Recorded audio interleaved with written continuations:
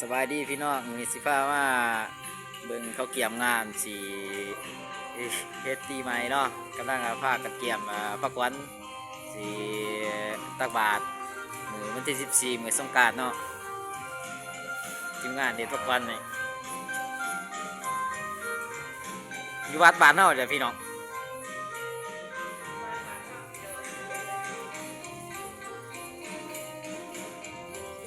พักวันเกี่ยมพักวันผูกแขน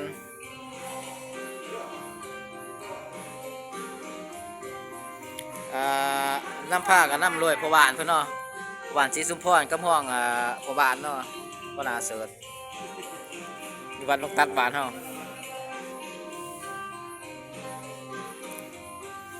ก็มีแต่เพื่อนนี่แหละแต่ละปีน้ำผ้าไอ้หนองเฮ็ดในบ้าน2 คนนี่ทีมงานเกี่ยมฝ่ายผูกแขนเบื้องนั้นทีมงานเกี่ยมขนมสีตักบาทเงินสปายางไปเบิ่งเนาะ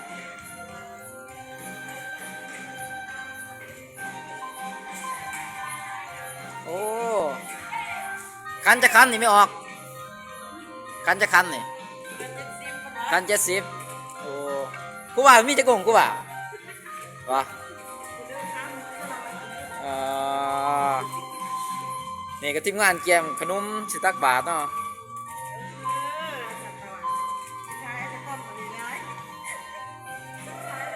ตอนรับปีใหม่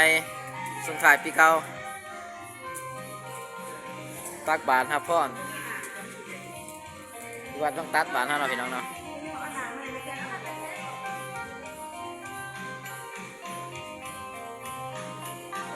บัตรต้องตัดที่บ่อข้ามต้องตัดเนาะนี่ก็สิพาไปเบิ่งจะ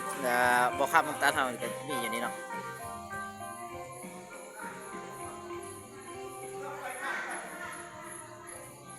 ทั้งรวมนี้จะเป็นบอลบ่อข้ามเนาะเป็นของการนั่นเองมีวัดเท่านี้ก็มีจากคนอินอยู่นี่เนาะ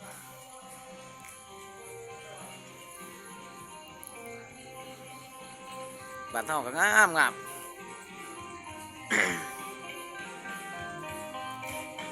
วันที่14วันแรกเสร็จตักบาทว่ากาเกียมไว้อย่ามันบ่ทันเบียกหลาย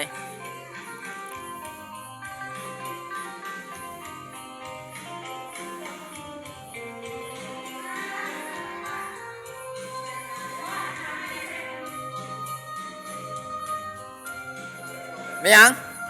เอาน้ำบ่เอาน้ำไปเข้าก่อนแต่ก็สิหายวิธีถ่ายคลิปซอยเบียกเขา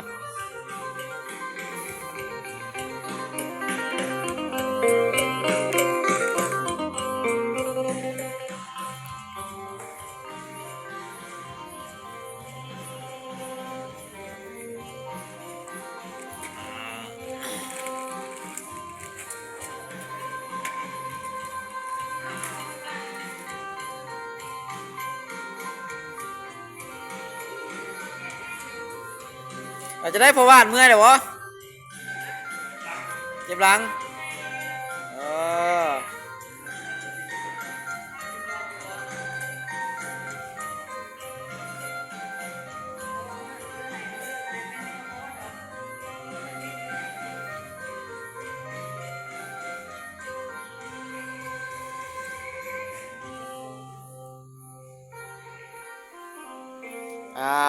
นี่ก็จบไปทีนี้เนาะพี่น้องเราเห็ดเบียกซอยกันจนแล้วก็สิหาย